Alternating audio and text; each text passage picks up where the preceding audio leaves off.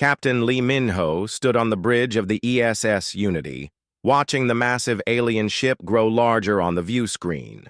The vessel was 3 times the size of Earth's largest space station, its surface covered in strange symbols that seemed to move and shift in patterns no human mind could understand. Behind it, 12 more ships waited in perfect formation, each one different from the others, but all equally impressive and threatening. "Sir, they're requesting communication," said Communications. Officer Park Ji-won, her voice tight with barely controlled fear. She had been the first person to detect the alien signals 3 days ago, and sleep had been impossible ever since. "Put them through," Min-ho replied, straightening his uniform. He had fought in 3 wars on Earth, commanded ships through asteroid, fields, and faced down pirates in the outer colonies. But nothing had prepared him for this moment. The view screen flickered, and suddenly they were looking at something that should not exist. The alien was tall and thin, with skin that looked like living crystal. Its face had too many angles, and its eyes were pools of shifting light. When it spoke, the words came through the translator in a voice that sounded like wind chimes in a storm. "I am High Coordinator Vex Thalen of the Galactic Council.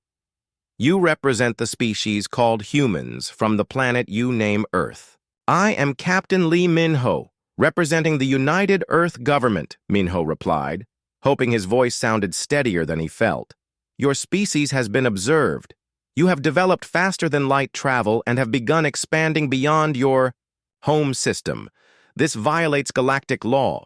Min-ho felt his blood turn cold. Galactic law?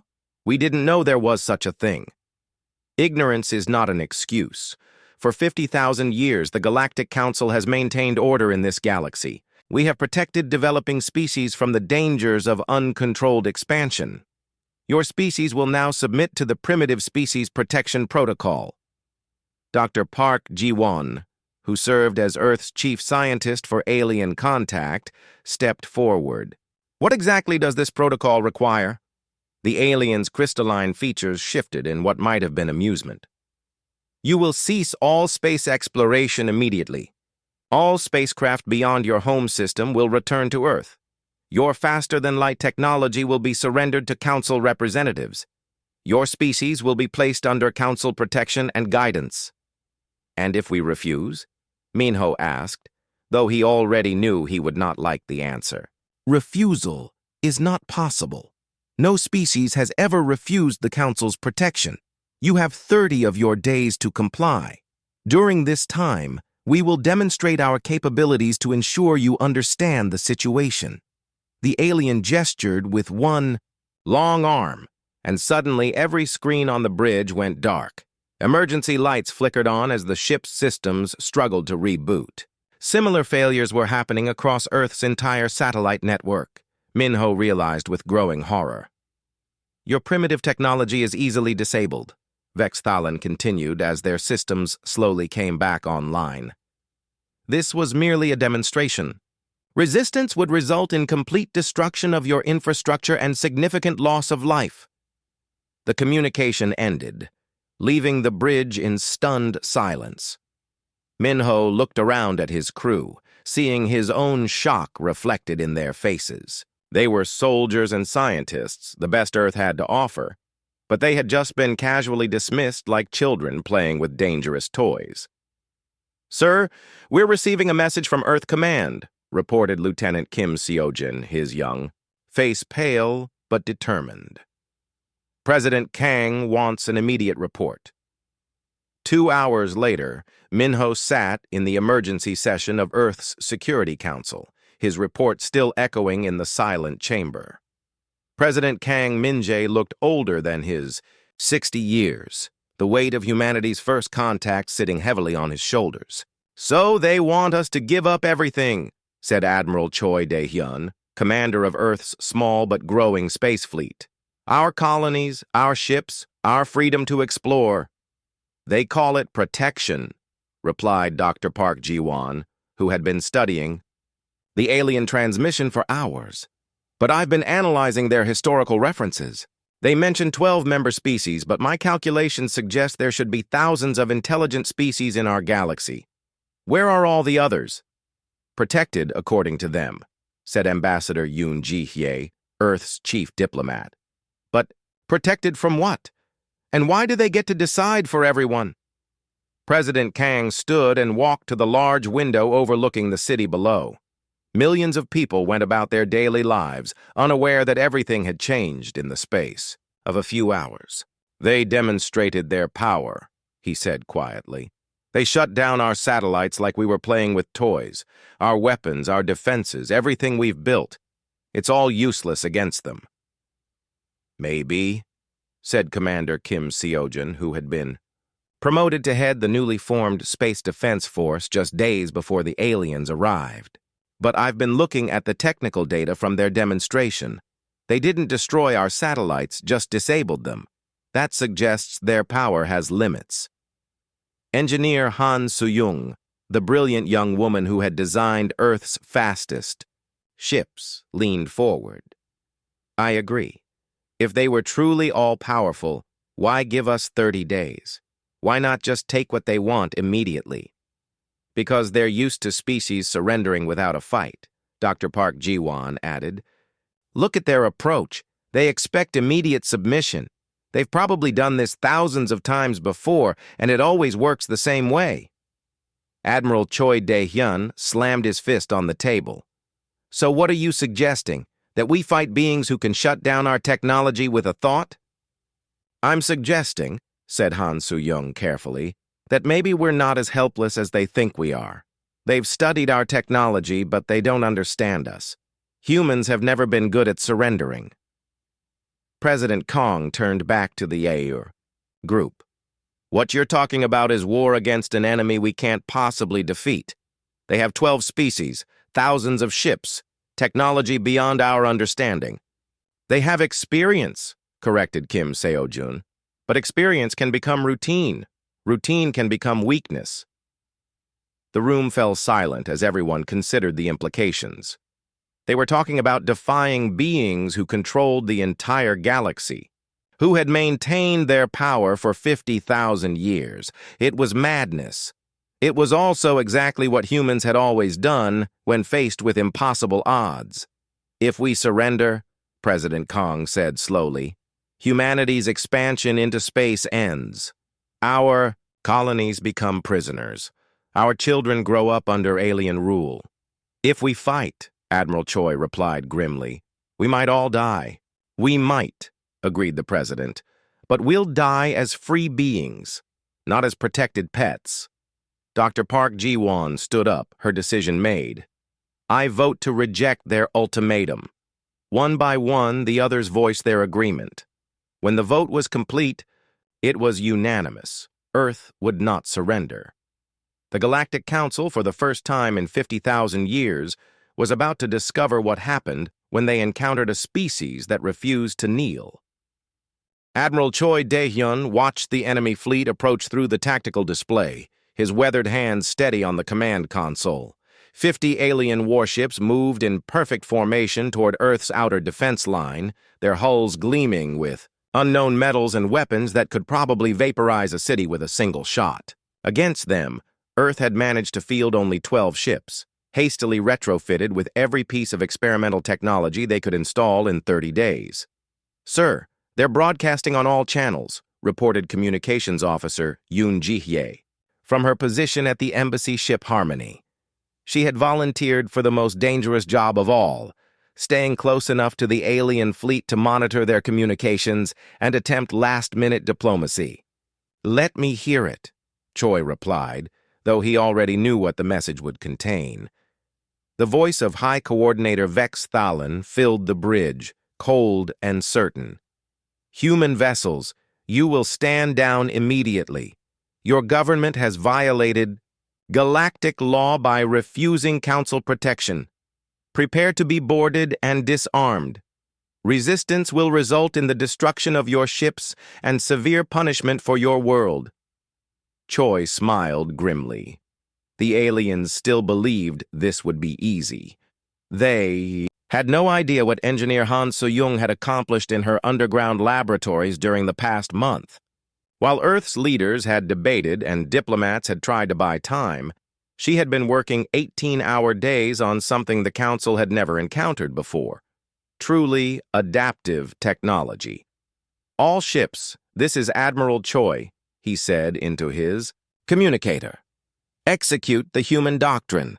Show them what we learned from their own demonstration." The alien fleet continued its approach, weapons charging for what they expected to be a quick victory. Earth's ships seemed small and primitive compared to the massive Council vessels, their hulls plain metal instead of exotic materials, their weapons obvious projectile systems instead of energy beams. The first alien ship fired, a brilliant lance of energy that should have vaporized the ESS Defiance instantly. Instead, something impossible happened. The energy beams struck the human ship and simply stopped, absorbed by a field that flickered with strange patterns. A moment later, the Defiance fired back, but not with the projectile weapons the aliens expected. It fired the same type of energy beam that had just been used against it. "Direct hit on the lead Council ship," reported Captain O. Jamin from the Defiance. "Their shields are down. They seem confused about how we're using their own weapons." On the Council flagship, panic was beginning to set in. Commander Jal Vorthak stared at his tactical display in disbelief. The human ship had somehow copied their energy weapon technology instantly and turned it against them. This was impossible. It took species thousands of years to develop such weapons. "Fire all batteries," he ordered. "Destroy them before they can adapt further." 20 alien ships opened fire simultaneously, filling space with deadly energy. But the human ships moved in ways that made no sense, dodging some attacks and absorbing others. Each weapon that struck them was immediately analyzed, copied, and integrated into their own systems. Within minutes, the small human fleet was firing, back with a dozen different types of Council weapons. "Sir, we're getting damage reports from across the fleet," reported Jal Vorthak's tactical officer. "The humans are using our own weapons against us, but somehow they're more effective than when we use them." How is that possible? Engineer Han So-young, monitoring the battle from her command post on Earth, could have answered that question. While the Council relied on their ancient, proven technology, she had designed systems that learned and improved in real time. Every weapon they copied became better than the original through immediate optimization and adaptation. "Admiral," she reported to Choi, "their weapons are powerful but rigid.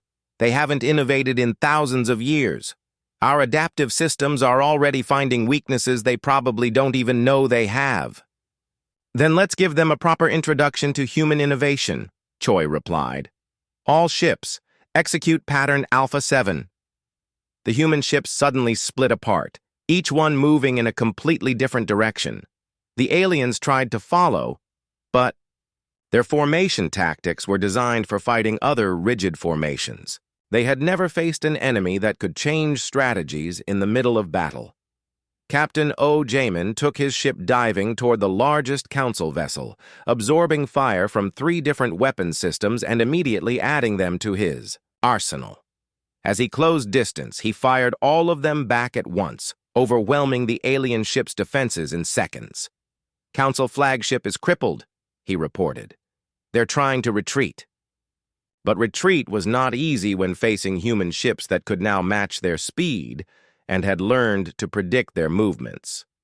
General Nam Hyun-woo, commanding the ground-based missile systems, launched a spread of projectiles that the aliens had dismissed as primitive. Too late, they realized that these primitive missiles could now track their ships with perfect accuracy and carried warheads that had been reverse-engineered from captured Council technology. Ambassador Yoon Ji-hye, still monitoring alien communications from her position between the fleets, heard something that made her blood run cold. The Council ships were not just retreating. They were calling for reinforcements and preparing to glass the entire planet. "Admiral, they're about to use planet-killer weapons," she transmitted urgently. "We have maybe 2 minutes before they can charge their main guns." Choi felt ice in his veins. They had won this battle, But if the Council destroyed Earth, it would be a meaningless victory. Han Soo-young, please tell me you have something for this. Actually, I do, the engineer replied, and for the first time in weeks, she sounded excited, rather than terrified. Remember how they shut down our satellites? I've been studying that signal. I think I can reverse it. You think? Admiral, in 30 seconds, we're either going to save Earth or help the aliens destroy it faster. Do you want to try or just wait to die? Do it. Han Soo-young's fingers flew over her controls, sending a modified version of the Council's own shutdown signal toward their fleet. For a moment, nothing happened. Then, one by one, the alien ships began to go dark. Their weapons powered down, their engines died, and their communications went silent. Impossible, whispered Commander Jalvorthak, as his flagship drifted helplessly in space. How did they learn to do that? President Kang Min-jae, watching from Earth's command center, felt a mixture of relief and terror. They had won, but they had also just declared war on beings who controlled the entire galaxy. Sir, reported Intelligence Chief Shin Yoon-ji, we're detecting massive fleet movements throughout Council space. They're mobilizing everything they have. How long do we have? Maybe 6 months before they can organize a full invasion force. Kang nodded grimly. 6 months to prepare for war against an empire that had ruled for 50,000 years. It should have been impossible. But then, according to the Council, what they had just accomplished should have been impossible too. As the disabled alien ships drifted in space around Earth, humanity began to realize something that would shake the galaxy to its core. The Council's greatest strength, their reliance on ancient proven methods, might also be their greatest weakness when facing a species that thrived on change and adaptation. The Galactic Council had expected easy surrender. Instead, they had encountered something they had never faced before, a species that could learn from any attack and turn it into a weapon. The war for the galaxy had begun. General Nam Hyun-woo stood on the bridge of the Liberation ship Freedom, watching the purple-skied world of Corvin Prime grow larger in the view screen.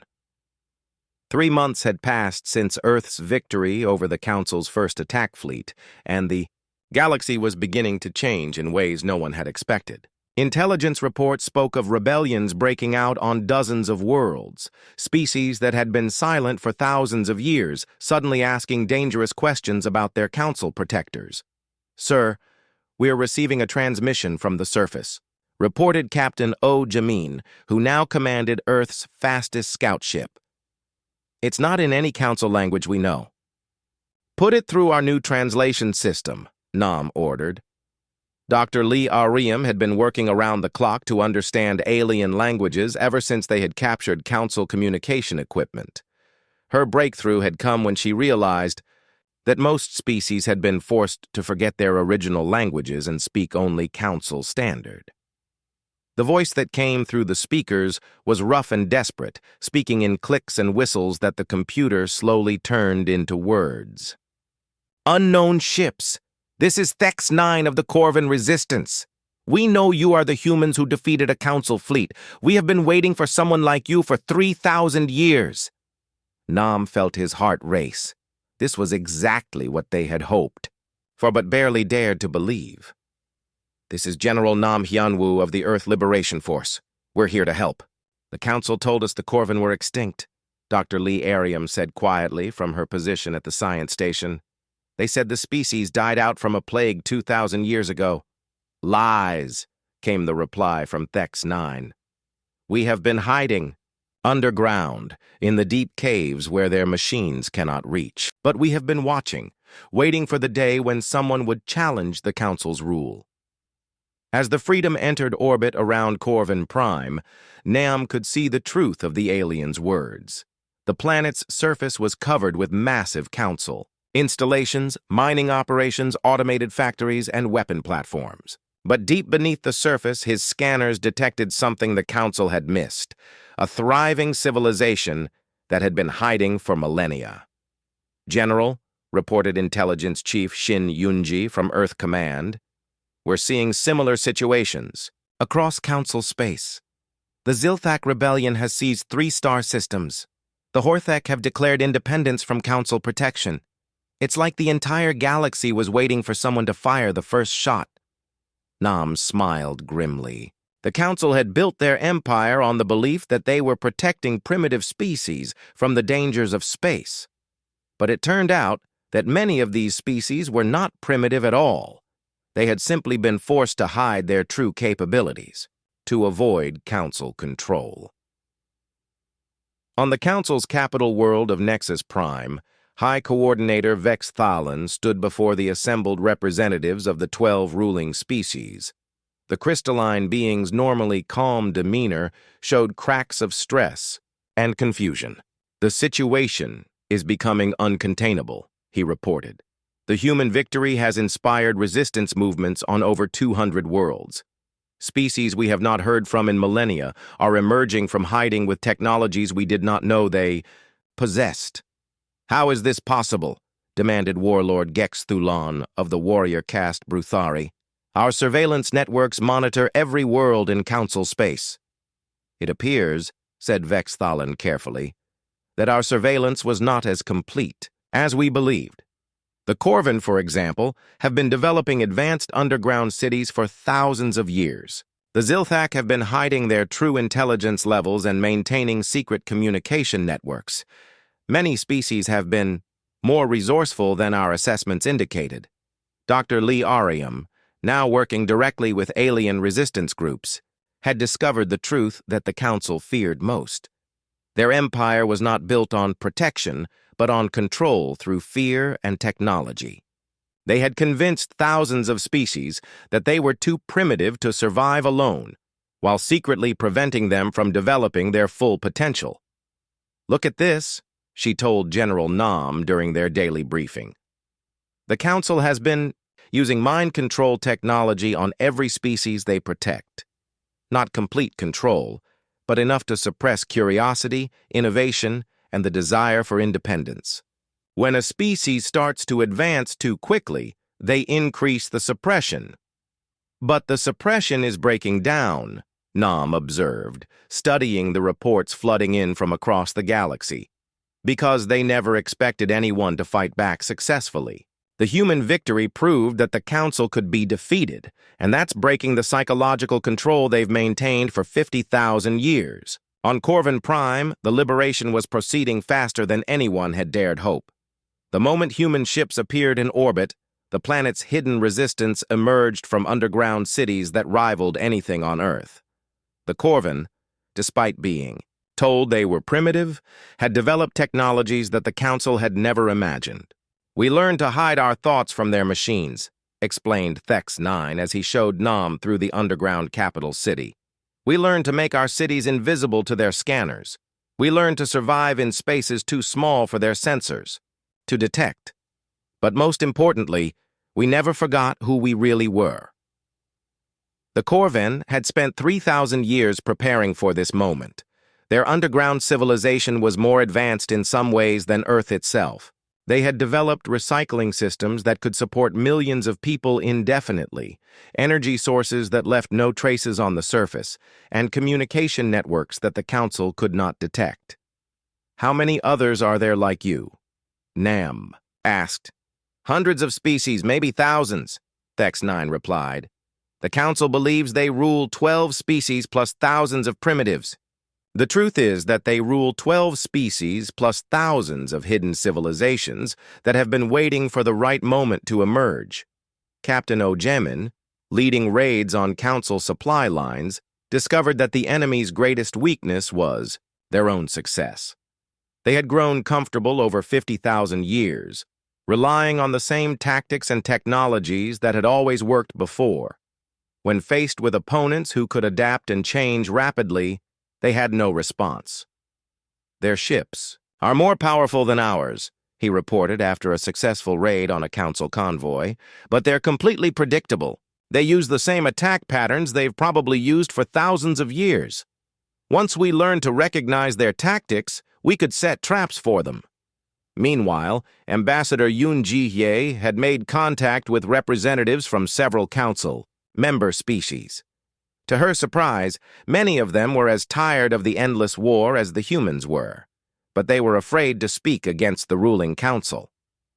"The younger generation of council species are asking questions," she reported. "They want to know why their ancestors spent 50,000 years fighting wars instead of exploring and learning. Some of them are secretly sympathetic to our cause." The breakthrough came when Commander Lim Taeyong successfully rescued a group of alien scientists who had been imprisoned for questioning council policies. Among them was a being called Zeph Prime, who had once been a council member before being stripped of rank for suggesting that their protection policies were actually holding back galactic development. "The council fears change more than anything," Zeph Prime explained during his debriefing on Earth. "They have convinced themselves that they are maintaining peace and order, but the truth is that they are terrified of losing control. Your species represents their worst nightmare, proof that their way is not the only way." As reports continued to flow in from across the galaxy, it became clear that the Council's empire was not just facing a human rebellion. It was facing the awakening of an entire galaxy that had been sleeping for 50,000 years. The war was far from over, but for the first time since it began, General Nam Hyunwoo believed that humanity and its new allies might actually win. The Council had built their power on the assumption that no one would ever successfully challenge them. That assumption was crumbling, one liberated world at a time. Fleet Admiral Bae Sung-ho watched the massive structure of Nexus Prime grow larger on his command screen, its impossible size making even his largest ships look like insects. The Council's capital was not just a planet, but an artificial construct, the size of a small moon, built over thousands of years to house the government that ruled the galaxy. Today, humanity and its allies were going to tear it down. "Sir, we're detecting massive energy readings from the planet's core," reported intelligence. Chief Shin Yunji from her position on the flagship Liberator. "It's unlike anything we've seen before, even from Council technology." "They're preparing their ultimate weapon," said Zeph Prime, the former Council member who had become humanity's most valuable advisor. "I helped design it thousands of years ago, before I understood what the Council really was. They call it the Galaxy Cleanser." Admiral Bae felt his blood turn cold. "What does it do?" "It can destroy entire star systems," Zeph Prime replied, his alien features showing something that looked like shame. "If they activate it, they won't just destroy your fleet. They'll destroy every world that has rebelled against them. Billions of lives." Commander Lim Taeyong, leading the assault forces from his ship Vengeance, checked his tactical display. Around Nexus Prime, the largest space battle in galactic history was beginning. Human ships fought alongside Corvin crystal vessels, Zilthak bioships, and dozens of other alien designs. Against them, the Council had gathered every loyal ship they still controlled. "All units, this is Admiral Bae," he broadcast to the massive fleet. "Intelligence indicates the Council is preparing to use a weapon that could destroy entire systems. We have to reach that planet's core and stop them, no matter the cost." The battle was unlike anything the galaxy had ever seen. While the outer fleets clashed in space, Shin Yoonji led a special team toward Nexus Prime's most heavily defended secret. Deep inside the artificial planet, she had discovered something that made the Galaxy Cleanser seem small by comparison. "General Nam, you need to see this," she transmitted from deep inside the Council complex. Her team had fought through automated defenses and alien guards to reach the planet's core, where they found something that changed everything they thought they knew about the Council. The chamber was enormous, filled with thousands of glowing containers. Each container held what looked like a ball of light, but Shin Yoonji's scanners revealed the horrible truth. Each light was a captured consciousness, the collective mind of an entire species that had been enslaved by the Council over thousands of years. "They're not just ruling other species," she reported, her voice shaking with rage. They're harvesting them. Every species that gets too advanced, too independent, they capture their entire collective consciousness and use it to power their technology. Dr. Lee Ariam, working frantically at her computers back on Earth, confirmed what Shin Yunji had found. The Council's advanced technology doesn't come from their own innovation. It comes from enslaved minds, thousands of species working as unwilling slaves to power their empire. In the space battle above, Captain O. Jamin led his squadron against a massive Council dreadnought. The enemy ship was firing weapons that seemed to anticipate every move his pilots made, as if it could read their minds. That's because it can, Dr. Lee explained over the communication channel. Those ships are powered by enslaved consciousness. The minds trapped in the core are being forced to fight against us. This revelation changed everything. They were not just fighting the Council's technology. They were fighting against the enslaved minds of species that the Council had destroyed over millennia. Every weapon fired at them, every shield that blocked their attacks, was powered by beings who had once been free. Commander Lim Tai-yong made a decision that would define the rest of the battle. All forces, target the consciousness collectors on enemy ships. If we can free the enslaved minds, their technology will fail. It was easier said than done. The consciousness collectors were heavily protected and hidden deep inside Council ships. But humanity's greatest weapon had always been their ability to adapt and find unexpected solutions. Engineer Han Soo-young, now aboard the flagship, had been studying the captured Council technology for months. "I think I can modify our adaptive weapons to target the consciousness prisons specifically," she reported. "But it will take precise targeting. We'll have to get very close to their ships." "Do it," Admiral Bay ordered. "All ships, prepare for close-range assault. We're going to free every enslaved mind in their fleet." The battle became a desperate race against time. While human and allied ships pressed closer to the Council vessels, Shin Yunji's team fought deeper into Nexus Prime's core. The Galaxy Cleanser was charging, its energy readings climbing toward the point where it could destroy star systems. "We found the main consciousness chamber," Shin Yunji reported. "There are thousands of species imprisoned here. Some of them have been trapped for over 40,000 years. The chamber was vast beyond imagination, filled with row after row of glowing prisons. Each one contained the collective knowledge and consciousness of an entire species. The Council had been feeding off this stolen intelligence for millennia, using it to maintain their technological superiority. "Can you free them?" asked General Nam. "Working on it," Shin Yunji replied, her fingers flying over alien controls. "But the security systems are incredibly complex. It's like trying to solve 1,000 puzzles at once." Above them, the space battle reached its climax. Han Soo-young's modified weapons were working, freeing enslaved minds from Council ships one by one.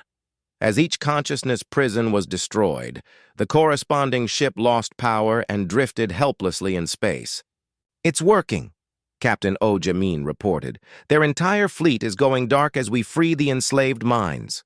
But the Council was not finished. High Coordinator Vex Thalan himself appeared on the communication channels, his crystalline features twisted with rage and desperation.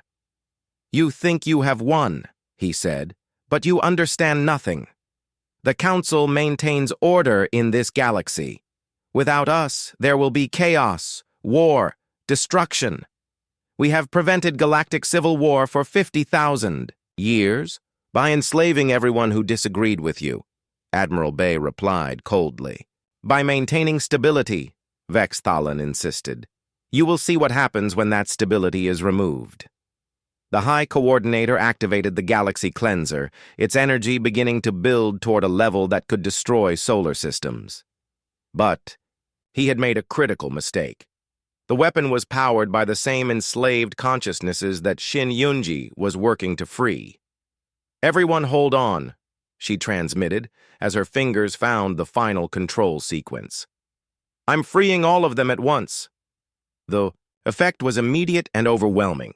Thousands of enslaved minds suddenly broke free from their prisons, their collective fury at 50,000 years of slavery turning against their captors. The Galaxy Cleanser's energy turned inward, its power no longer controlled by the Council. Nexus. Prime began to tear itself apart as the freed consciousnesses took control of the artificial planet's systems. The massive structure that had ruled the galaxy for millennia was being destroyed by the very beings it had enslaved. All ships, retreat to safe distance, Admiral Bay ordered. Nexus Prime is coming apart. As the human and allied fleets pulled back, they watched the end of an empire. The artificial planet collapsed in on itself, its destruction creating a brief news star that could be seen across the galaxy. With it died the Council's power, their technology, and their 50,000-year reign of control. But in the destruction, something beautiful happened. The freed consciousnesses did not die with their prison.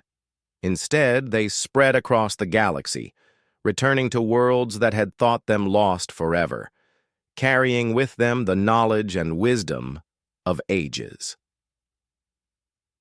The Galactic Council was finished. The galaxy was free. Now came the much harder task of building something better in its place. Prime Minister Yang Min-seok stood before the largest gathering of intelligent species in galactic history, watching delegates from over 3,000 different worlds take their seats in the great assembly hall they had built on the neutral world of Haven. 2 years had passed since the fall of the Council, and those years had been filled with both triumph and terrible challenges that no one had fully anticipated. "The session will come to order," announced Director Ko Yejin, who had spent those 2 years traveling to every corner of the galaxy to help species traumatized by millennia of oppression. Her job as head of the Galactic Rehabilitation Council had been the most difficult of all, helping entire civilizations remember how to think for themselves after generations of mental suppression. The assembly hall fell silent, though the silence contained thousands of different ways of showing respect. Some species stood perfectly still, others hummed in harmony, and a few flickered their lights in complex patterns. Humanity had learned that freedom meant accepting that not everyone expressed themselves the same way. "We gather today to vote on the final version of the Galactic Charter," Jang continued, his words being translated into thousands of languages simultaneously. "After 2 years of debate, discussion, and sometimes heated argument, we believe we have created something that will prevent any single species from ever again controlling the galaxy. It had not been easy." In the months immediately following the Council's fall, chaos had erupted across dozens of star systems. Species that had been enemies for thousands of years before the Council forced peace upon them had immediately resumed their ancient conflicts. Others had simply had no idea how to govern themselves after so many generations of being told what to do. Admiral Park Dong-wook, now commanding the peacekeeping forces, had faced the impossible task of stopping wars without becoming a conqueror. His ships had intervened in 17 different conflicts, always careful to separate the combatants rather than choose sides. "The hardest part," he had told Yang during one of their regular meetings, "is convincing species that we're not trying to replace the Council. Every time we show up to stop a war, someone assumes we're there to take control. Can you blame them?" Jang had replied. "For 50,000 years, the only beings with enough power to stop wars were also the ones who enslaved everyone. We have to prove that power and tyranny don't have to go together." The proof had come slowly, through actions rather than words. When the hegemony of Thrax had tried to conquer their neighbors, human forces had stopped the invasion, but then withdrawn, immediately, leaving the Thrax to work out their own government. When the Zephyrian plague had threatened to wipe out an entire species, human medical teams had provided aid without demanding anything in return. Philosopher Wang Hieran had spent those 2 years traveling with Ko Yejin, studying how different species approached concepts like freedom, justice, and cooperation. Her insights had become the foundation of the new charter they were about to vote on. "The most important thing we learned," she reported to the assembly, "is that there is no single right way to organize a society. The council failed because they tried to force every species to fit the same pattern. Our charter must be flexible enough to allow for thousands of different approaches to civilization." The galactic charter they had created was unlike any government document in history. Instead of creating a single ruling body, it established a network of voluntary associations. Species could choose which groups to join based on their needs and values. Trade associations for those who wanted to engage in commerce, scientific consortiums for those interested in research, defense alliances for those who faced external threats. "The key principle," Zhang explained to the assembly, "is voluntary participation. No species can be forced to join any association, and any species can leave at any time. The only universal laws are those that prevent one species from enslaving or destroying another." Thex 9 of the Corvin, who had become one of humanity's closest allies, stood to address the assembly. "Some will say this system is too weak, that without strong central control there will be chaos. But we have seen what strong central control becomes over time. Better to have the chaos of freedom than the order of slavery." Not everyone agreed. Representatives from several former council species argued that some form of central authority was necessary to maintain peace. They had lived for so long as rulers that they could not imagine a galaxy without someone in charge. "You speak of freedom," said former coordinator Gex Thulon, one of the few surviving council leaders, "but freedom without order leads to war. The strong will prey upon the weak, just as they did before the council brought peace." Admiral Park, Dongwook stood to respond. "You're right that the strong will sometimes try to prey upon the weak. That's why we've created the Galactic Defense Network. Any species that tries to conquer or enslave others will face opposition from all the members of the network. But that network is voluntary, made up of species who choose to defend freedom, rather than being forced to enforce order." The debate continued for hours, with species after species sharing their concerns and hopes for the future. Some worried about economic chaos without centralized trade regulations. Others feared that dangerous technologies would spread unchecked. Many simply didn't trust that this new system could last. Director Ko Ye-jin addressed the mental health concerns that many species faced. 50,000 years of psychological conditioning cannot be undone overnight. Many species still struggle with the fear that freedom is too dangerous, that they need someone to tell them what to do. "We will continue to provide support and counseling, but ultimately each species must choose its own path." The breakthrough came when Zeph Prime, the former council member who had helped humanity understand their enemy, made an unexpected proposal. "I suggest we create a monitoring system," he said. "Not to control, but to watch for the warning signs that led to the Council's tyranny. We will establish a group whose only job is to identify when any organization or species begins to accumulate too much power over others. They will have no authority to stop such accumulation, but they will warn the galaxy so that free beings can choose their response." This idea resonated with delegates across the assembly. They had all seen how power could corrupt, how good intentions could become oppression over time. A warning system would help prevent future tyrannies without creating a new one. Engineer Han Soo-young had worked with teams from dozens of species to design the technological systems that would support the new order. "The communication networks will be owned by no single species," she explained.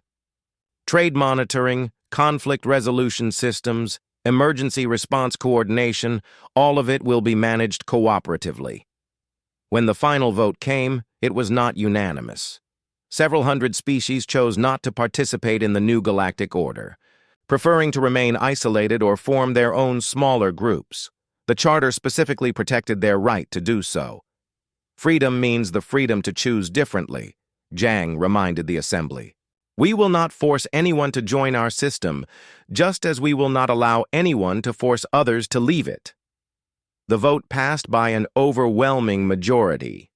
As delegates celebrated in thousands of different ways, Zhang felt both triumph and the weight of enormous responsibility.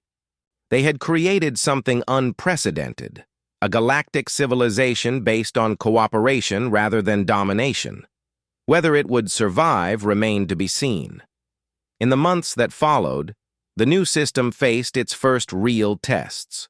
Trade disputes arose between species with vastly different economic systems. Border conflicts erupted in regions where the Council's arbitrary boundaries had never made sense. Criminal organizations tried to exploit the lack of centralized law enforcement. Each challenge was met not by a central authority imposing solutions, but by voluntary groups of species working together to address problems.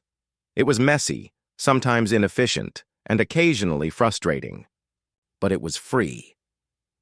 As Prime Minister Zhang stood on the observation deck of Haven Station 5 years after the charter's adoption, watching ships from hundreds of different species come and go in peaceful commerce, he reflected on what they had accomplished. The Sci galaxy was not perfect. There were still conflicts, still problems that needed solving. But for the first time in 50,000 years, those conflicts were between free beings choosing their own destinies rather than enslaved populations following the orders of their masters. "Do you think it will last?" asked Director Ko Yejin, joining him at the observation window. Zhang smiled, watching a human trade ship dock next to a Corvin crystal freighter. "Nothing lasts forever. But maybe we've built something that can adapt and change instead of trying to control everything. Maybe that's enough." In the distance, a new exploration fleet was preparing to depart for the edge of the galaxy, crewed by volunteers from dozens of species, united by curiosity rather than conquest. The galaxy was free, and its people were finally ready to discover what lay beyond their borders. Humanity had not set out to rule the galaxy. In the end, their greatest victory was proving that no one needed to.